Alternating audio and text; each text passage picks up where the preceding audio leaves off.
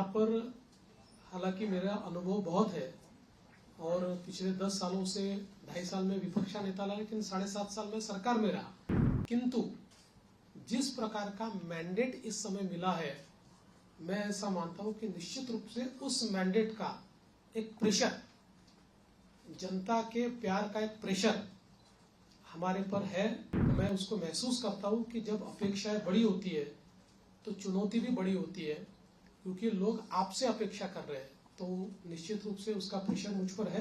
देखिए, मैंने आज जो पहली सिग्नेचर की है वो हमारा जो मुख्यमंत्री आरोग्य सेवा का कक्ष है, उस कक्ष में एक कैंसर रुग्ण को बोन मैरो ट्रांसप्लांट के लिए 5 लाख रुपए मुख्यमंत्री सहायता निधि से देने का निर्णय मैंने किया है। पहली साइन वो मैंने की हुई है। और यहाँ पर हालांकि मेरा अनुभव बहुत है और पिछले 10 सालों से 2.5 साल में विपक्ष का नेता रहा, लेकिन 7.5 साल में सरकार में रहा, तो सरकार का अनुभव भी बहुत है। किंतु जिस प्रकार का मैंडेट इस समय मिला है, मैं ऐसा मानता हूं कि निश्चित रूप से उस मैंडेट का एक प्रेशर, जनता के प्यार का एक प्रेशर हमारे पर है। और मैं उसको महसूस करता हूं कि जब अपेक्षाएं बड़ी होती है तो चुनौती भी बड़ी होती है, क्योंकि लोग आपसे अपेक्षा कर रहे हैं, तो निश्चित रूप से उसका प्रेशर मुझ पर है।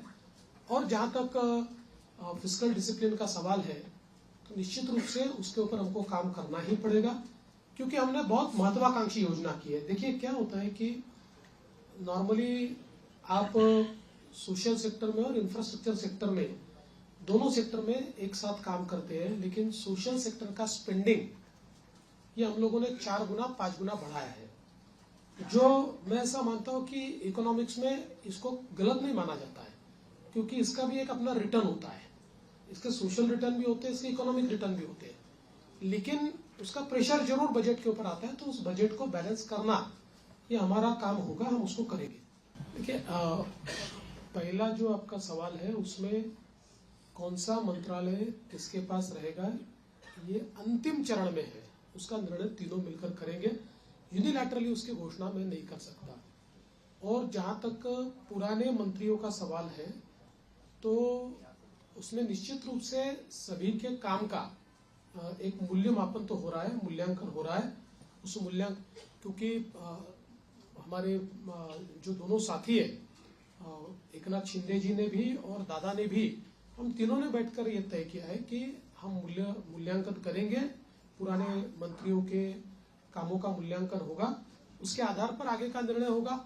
और कई बार क्या होता है, देखिए, जब मंत्रिमंडल बनता है तो रीजनल बैलेंसेस होते हैं, अलग अलग प्रकार के समाजों का प्रतिनिधित्व होता है, तो इसलिए मुझे ऐसा लगता है कि कुछ निर्णय ये देखकर भी हम लोग करेंगे कि भाई पिछले बार उन्होंने कैसा काम किया है। कई बार ये होता है कि किसी ने अच्छा काम भी किया होता है, लेकिन रीजनल बैलेंस में क्योंकि 3 लोगों को मंत्री पद बांटने हैं, तो आगे पीछे होता है।